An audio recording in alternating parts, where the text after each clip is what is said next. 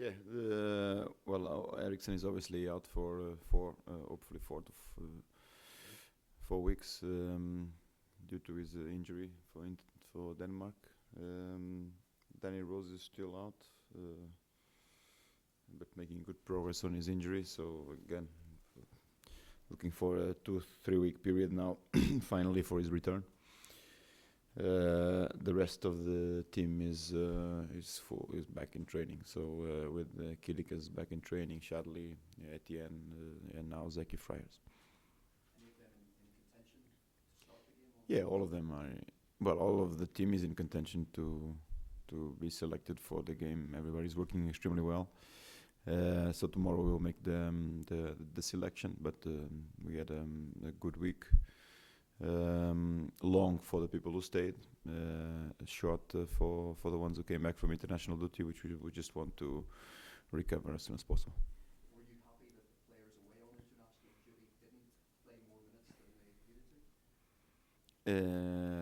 No, it's not my call. It's choices from their coaches, so I don't get into that. You've scored only 9 goals in the league this season, but you're 3 points better off than this stage last season. Hmm. Are you happy with Tottenham start the season? Yeah, I'm extremely happy.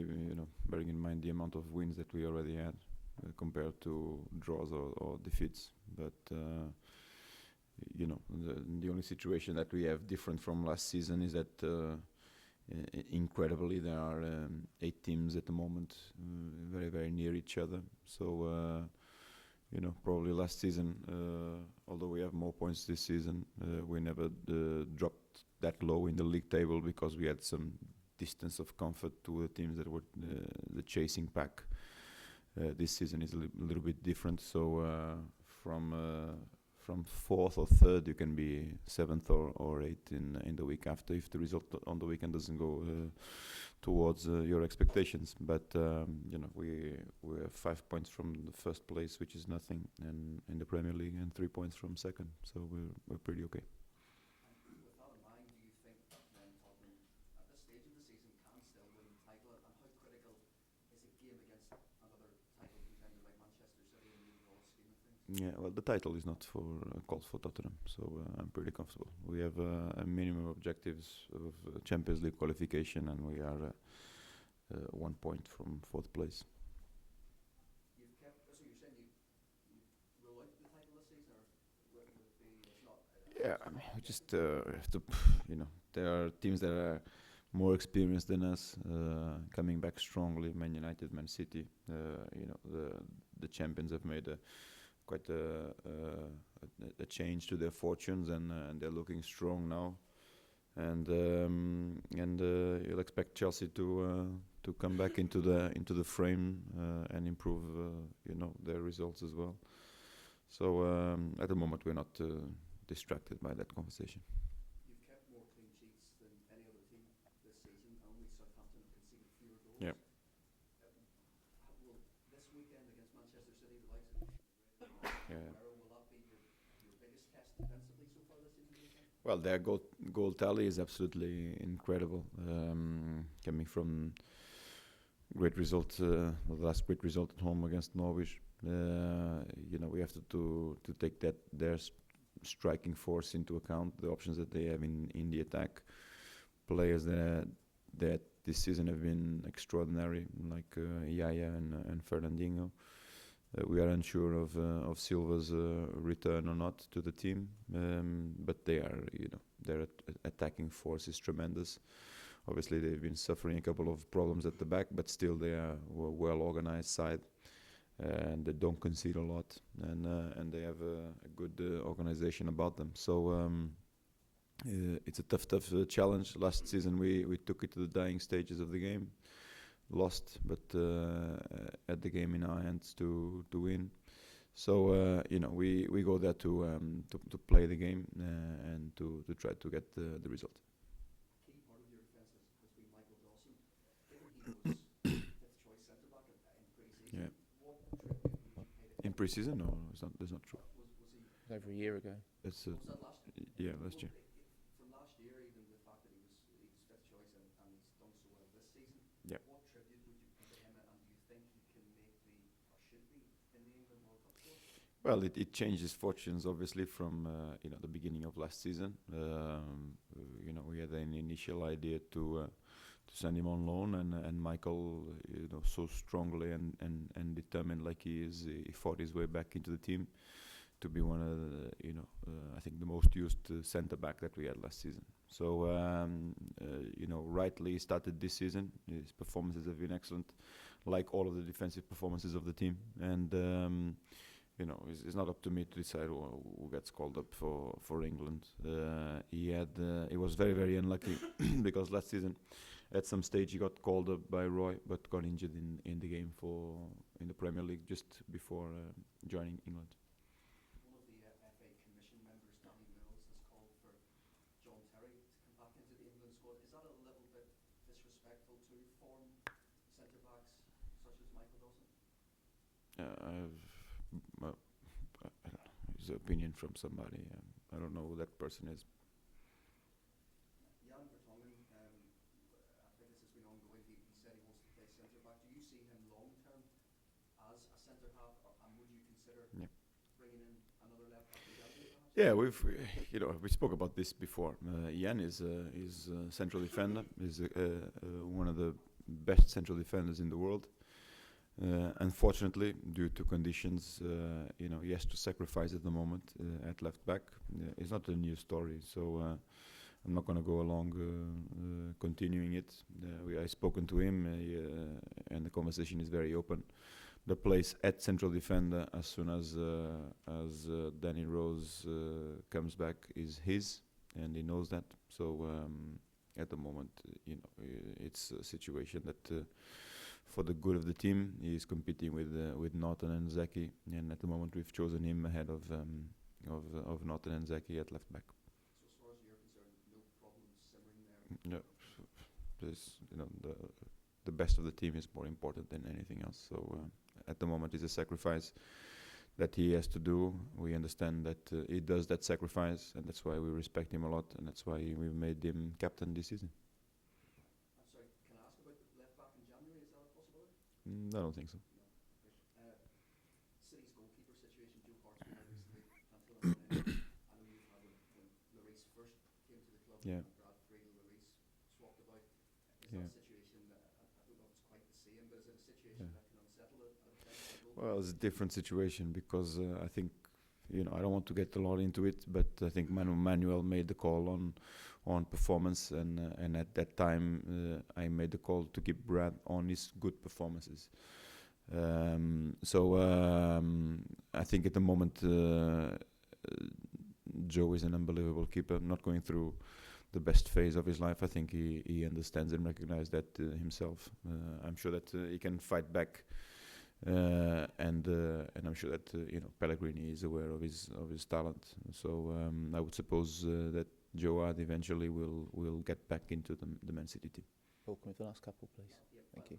Jermaine Defoe, some reports that you put a £6.5 million price tag on him for January. Do you expect him to leave the club in January? Well, we haven't put any price tag, but it's speculation that has come out. We can't do nothing about it. It's not new. It's been there in the summer. Was there last summer. Was there also this January when the transfer window opened for the season before. Means that the player is highly rated, but because of that, those are the reasons that we want to hold on to quality players. And Jermaine is part of the history of the club. He's been getting his chances more in the Europa League rather than the Premier League. He's fighting hard to get into the Premier League team, but we can't say nothing about these performances because they have been excellent. It's just a question of the decisions that I have to take for the team on the Premier League. Just finally, Portugal during the week. Did you watch the game? Yeah. What did you think of Ronaldo's performance? Yeah, I watched both games. Incredible performance by Ronaldo, obviously in the second game.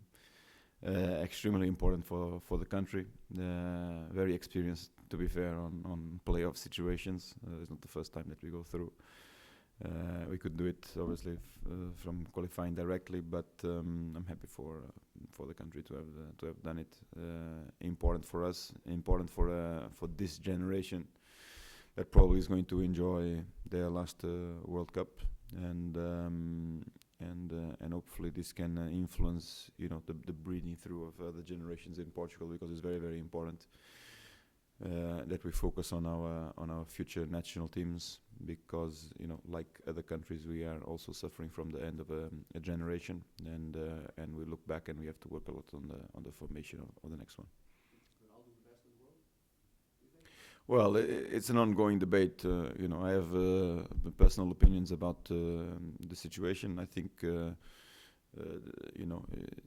to my perspective, it could have been that the two trophies shouldn't have been splitted, the Ballon d'Or and the FIFA World Player. For my opinion, the Ballon d'Or should always reward the best player in the world, for that time, that generation. And the FIFA World Player Award should always merit the most performant player. I also think that they should not be entitled in the end of a year, but rather in the end of a season, because it makes much more sense. Because you are left in between, you tend to forget what was done in the 6 months before, and memory is short, and it tends to impact a lot on the election process. So I think Ronaldo has had an amazing year. Not an amazing year in terms of titles, that's definite. But I think he probably merits from what he has done recently. Warren. Andre, it's been a long international break. You've had time to sort of think about what happened against Newcastle. Bearing in mind you mentioned that you're 5 points behind the leaders. Yeah. Just how frustrating was that? Yeah, it was very frustrating because it's just before international break. We have ourselves to blame because the first half was appalling, and we recognize that. Still, in the first half, we had the chances to at least equal the game. Second half was extraordinary, probably the best football we played all season, but not enough to turn the game around. So it was frustrating because we are left always on the door of going second or third in the league, giving that extra motivation and confidence from a result like that, or from a position in the table like that. But we haven't had that results recently. We are very, very good, coming back from international fixtures into the league. So hopefully we can see a good result this weekend. But it's a pity because we can't really build on the moment of having achieved a win that would put us in the position. And City extremely strong at home this season. Just how are you going to approach this game? Well, my philosophy is to play the game and try to win it. Sometimes comes with a cost, because instead of drawing, you can end up losing it. But I prefer to bet and go and try to win the game. So that's our strategy. We're going to try to attack. We're going to try to create more situations than the opponent. I think that's the philosophy that embraces Man City as well. So hopefully that can pay up to be an open game. But that's the way that I've approached games, and I would like to continue like that. Especially now that yes, they have had great results, but sometimes their defence has looked quite suspect. Are you considering playing two strikers? Which defense? Man City defence. Not really. Not really. I think not right now. We've trained 4-4-2 during this international break. We played a local game against the local team over here last Friday in 4-4-2. It's we probably can revert to it in the future.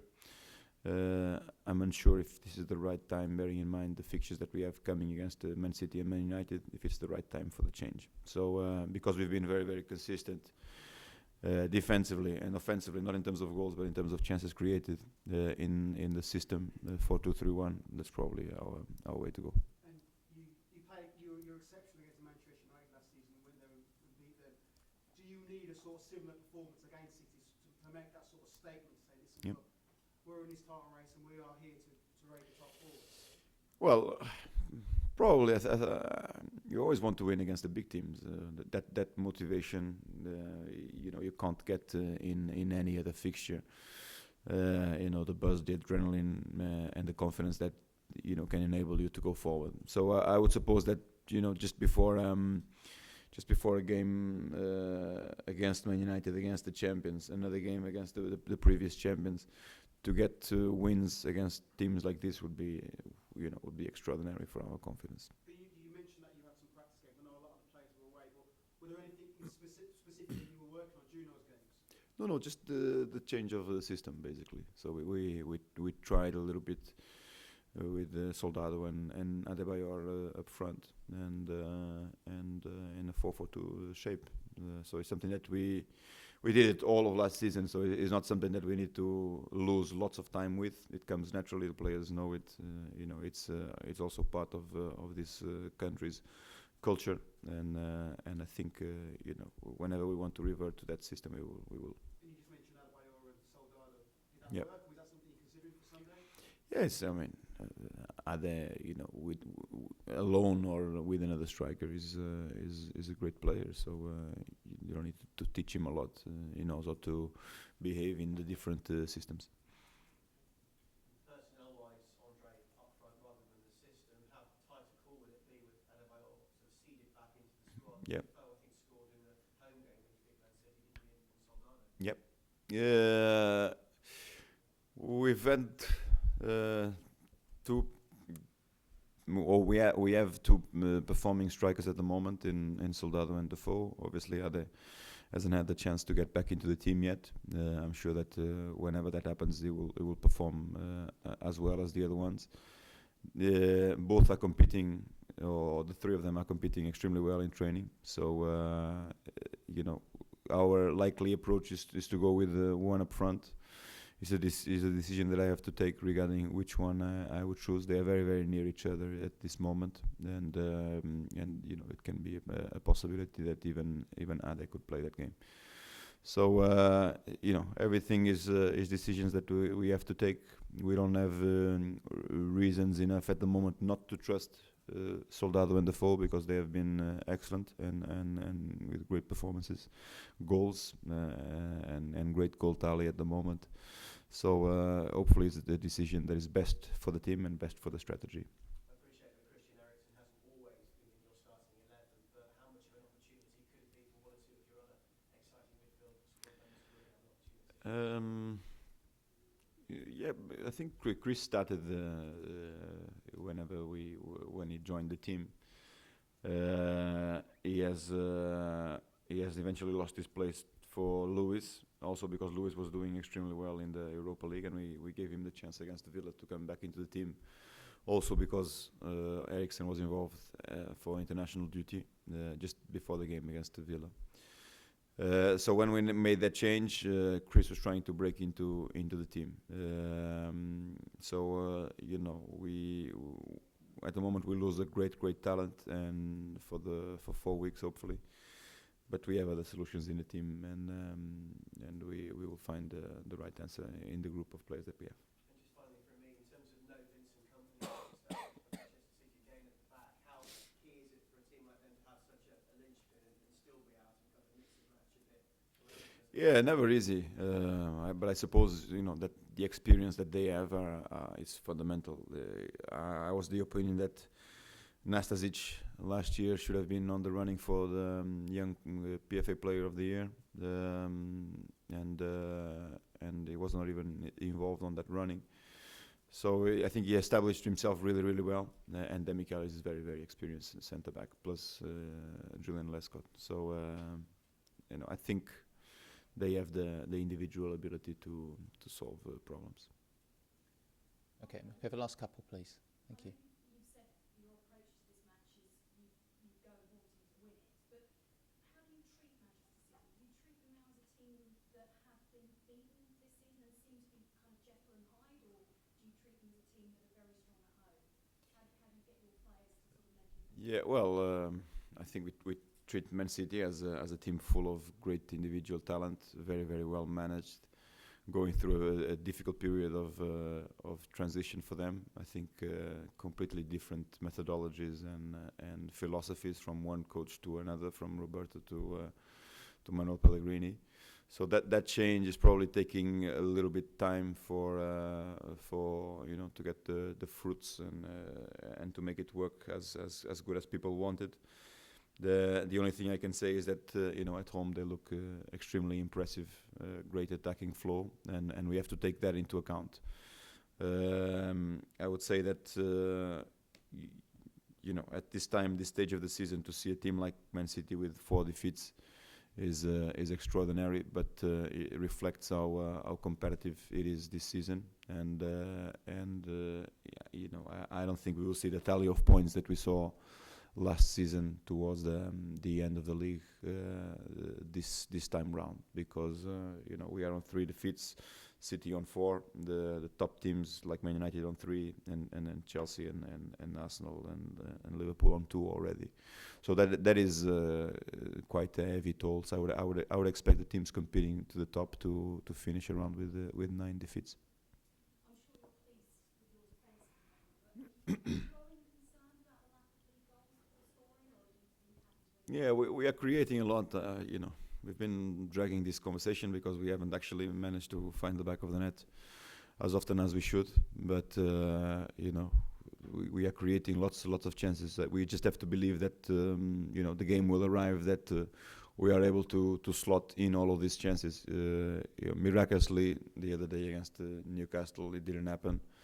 But the volume of attacking football that we created was incredible. The highest saves from a goalkeeper in the Premier League ever. So I can't really stop others from being great. And Krul was great in that game.